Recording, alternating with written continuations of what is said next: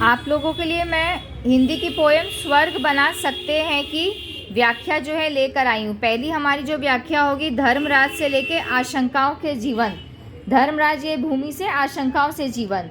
भावार्थ यहाँ है, भीष्म पितामह धर्मराज युधिष्ठिर को उपदेश देते हुए कहते हैं कि यह धरती किसी की खरीदी हुई दासी नहीं है। यह धरती पर जन्म लेने वाले सभी लोगों की है। यह धरती उन सब लोगों की है जिस पर इन्होंने जन्म लिया है। इस पृथ्वी पर सभी लोगों का जन्म समान रूप से हुआ है। पृथ्वी पर जन्म लेने वाले सभी लोग समान हैं। उन सभी को प्रकृति के तत्व समान रूप से मिलने चाहिए। सभी को समान रूप से मुक्त प्रकाश और खुली हवा मिलनी चाहिए। इस पृथ्वी पर निवास करने वाले सभी लोगों का यह अधिकार है।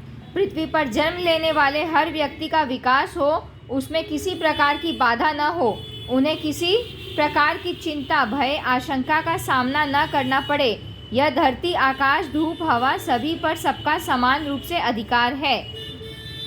दूसरी पंक्ति है, लेकिन विघ्न से लेके शांति कहा इस भाव को, यहाँ से लेके यहाँ। भावार्थ है, इस धरती पर जन्म लेने वाले हर जीव का धरती, आकाश, धूप, हवा आदि पर समान रूप से अधिकार है। सभी को बाधा रहित विकास करने का बाधा रहित रहने का अधिकार है। लेकिन इस मार्ग में कई बाधाएं हैं। मानवता के मार्ग में अनेक प्रकार की समस्याएं, मुश्किलें, बाधाएं आती हैं। इसलिए मनुष्य का विकास समान रूप से नहीं हो पाता है। जब तक मनुष्य को न्याय के अनुसार अधिकार स्वीकार नहीं किया जाता, तब तक मनुष्य को अधिकार नहीं मिलेंगे, और जब तक सभी को समान अधिकार नहीं मिलेंगे, तब तक समाज में शांति नहीं रहेगी। समाज में शांति स्थापित करने के लिए मनुष्यों को न्यायोचित अधिकार मिलना आवश्यक है। दूसरी पंक्ति, जब तक मनुष्य से लेकर हमारी और भोग संचय में भीष्म पितामह युधिष्ठिर को समझाते हुए कहते हैं कि प्रकृति के सभी साधन मनुष्य को समान रूप से प्राप्त नहीं होंगे।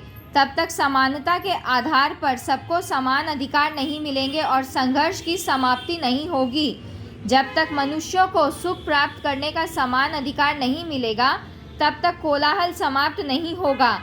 स्वार्थ के कारण लोग इस वास्तविकता को भूल गए हैं। अभी लोग केवल धन संघर्ष में लगे हुए हैं, जिसमें संदेह तथा डर हर व्यक्ति में समाया हुआ है। अंत की पंक्तियों में कवि कहना चाहते हैं, इस पृथ्वी पर सुख के इतने साधन उपलब्ध हैं कि जिससे सभी मनुष्यों को सभी ज़रूरतें पूर्ण हो सकती हैं। सभी मनुष्यों की सभी ज़रूरतें पूर्ण हो सकती हैं। स्वार्थी लोग धन संचय करना छोड़ दें तो पृथ्वी के साधनों का उपयोग भी सभी मनुष्य कर सकते हैं। धरती पर इतने साधन हैं कि सभी उन चीज़ों का योग्य उपयोग करें और संचय न करें तो किसी को किसी चीज़ की कमी नहीं होगी। धरती पर भोग सामग्री बड़े तौर पर उपलब्ध है, उसका उपयोग करने वाले उतने मनुष्य भी नहीं हैं। यदि लोग संचय करने की प्रवृत्ति का त्याग कर दें तो खाद्य सामग्री तथा अन्य चीज़ों की कोई कमी नहीं होगी। सभी का उपयोग लेने के बावजूद भी सामग्री बची रहेगी।